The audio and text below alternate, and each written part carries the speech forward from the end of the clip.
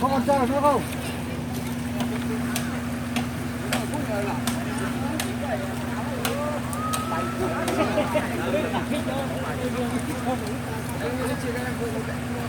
Gọi là một chiều ra cái.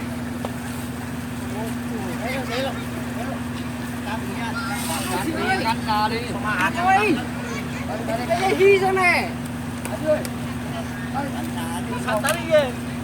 Bắt anh con chú à, bạn này nha. Sao nó tới bên kia không? Đây, xuống đây. Tới cho nông kia mà, không đi với được mà, nó thử rồi đấy.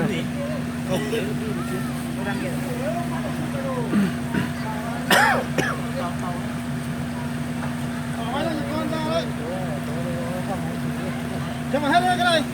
Cái này ướt quần áo ướt thì ướt à? Có thế để vào đấy để bọc ni lông á. Đưa cao không ướt rồi mà. Nó thả thôi. Không ướt đâu. Bảo nó đỡ cẩn thận chứ. Để thử nghiệm cái.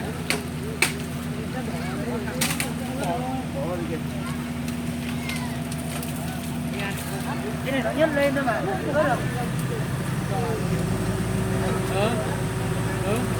Để đâu nó đang phản này. Ơi, bấm chứ. Ôi, ra đó đi nào.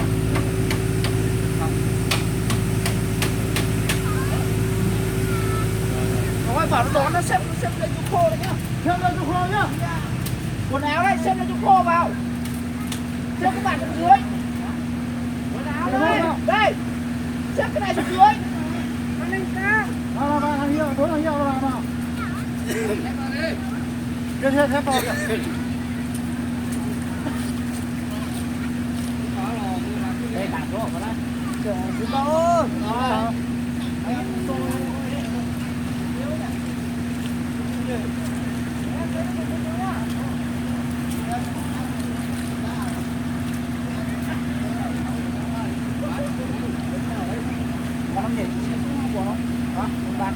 Bạc hết rồi, bây giờ chỉ còn áo nữa thôi.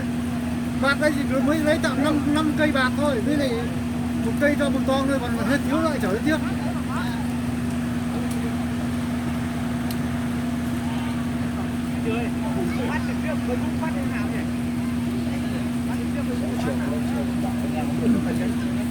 Mấy trăm chuyển hết cả quần áo luôn đi.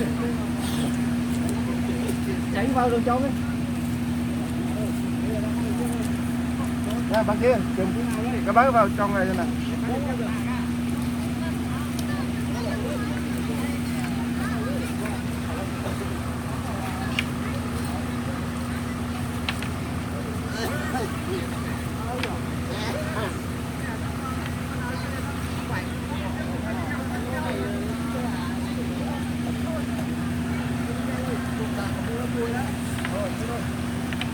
Ngồi dưới kia đây, ngồi dưới đây.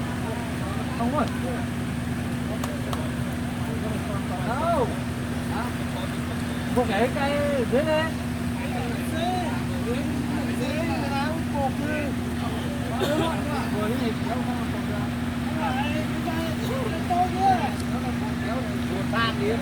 Không ăn chuối đi thôi. Ôi tuổi tài cơ. Nhá, nó kịp thôi. Buộc cái này mình kéo đi không được đâu. Nó phải hai bên cân nhau. Cái đấy thì để về ở đây này. Con kéo đầu kia. Trên nhau đó, Bác phá này em lấy hai cái kim răng. Hai kim răng lấy đây.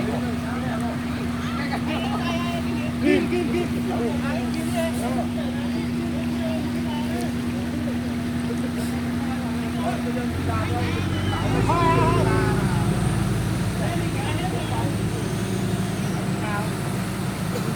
Cho đổ nước vào dưới kia, trên đấy đổ nước kia, có nước rồi cho đổ hết đây. Một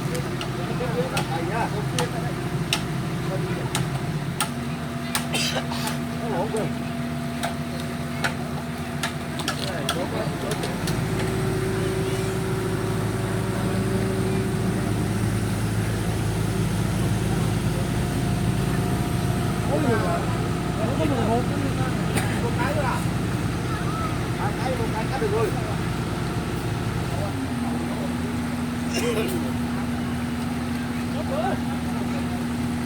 Ba này đó. Lô tủ nè. Cẩn thận đi, cái này buộc hết rồi.